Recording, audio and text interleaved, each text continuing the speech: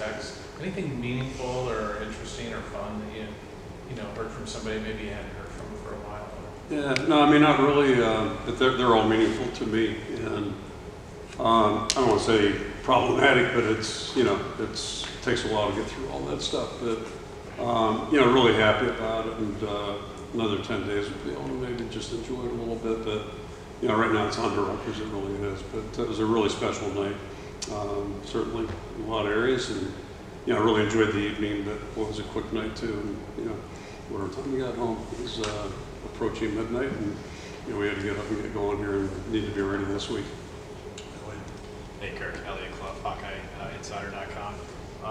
I know drops were mentioned a little bit ago. It seems, whether you guys have a good game offensively or a tough game, that has been continued a bit of a trend.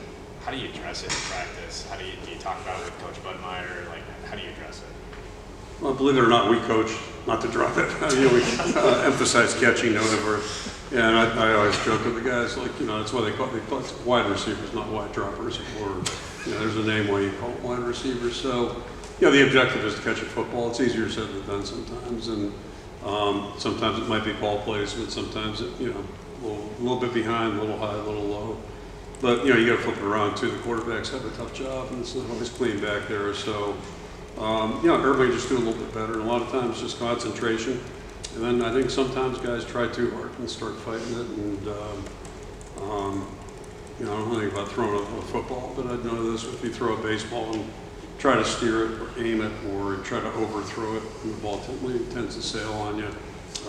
So that's why practice is so important, just concentrating and really developing good habits in practice. And, hopefully through game experience, it just keeps getting better as we go along. And that's really every phase of our team right now. Hopefully we're going to get a little bit better every week here as we move forward.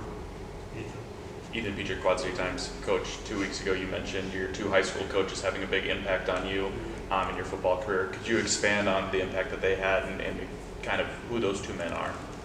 Well, Joe Moore is the most obvious, and prior to him was Bill Merritt, who was my first high school coach. And, he made a compliment to me in 10th grade. When I was in 10th grade, I got called up to the varsity, somebody got hurt, and he said something nice to me, during practice, which he never said the nice things to anybody.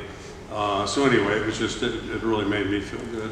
And so, I think that's kind of why I wanted to get into coaching and teaching maybe. And then he was fired in a very controversial way, at least I would say so. And not to belabor the point, but anyway, it was kind of a political deal.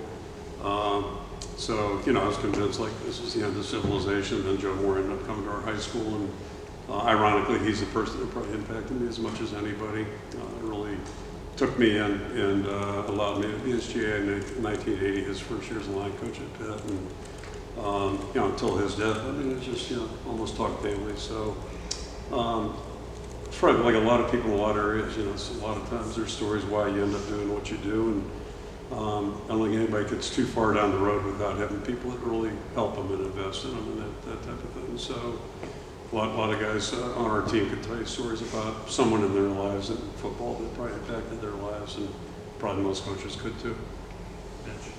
Mitch, for KGAN, you mentioned the missed tackles, but you've got a defensive unit that's given up, I think, just a few yards of play. I think third overall in total defense. Doesn't seem like they're letting a ton of guys behind them. I think just 2 explosive plays. So what's it tell you about your defense through 3 games? That there's stuff to clean up.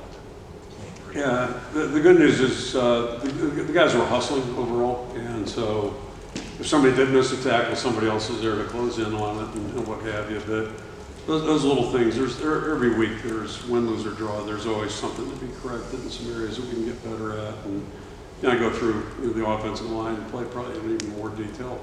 But just aiming points and little things, if we can get those down better, then, because the competition is going to keep getting tougher here.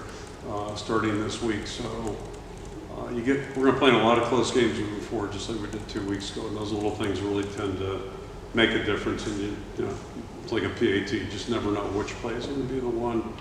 There's the old axiom's true. Usually, there's 5, 6, 7 plays you go back and look at. If you could change those, it would really impact the game. But as a player or a coach, you never know when that's going to be. That's why you got to be at your best, and we got to make sure we're working on getting better.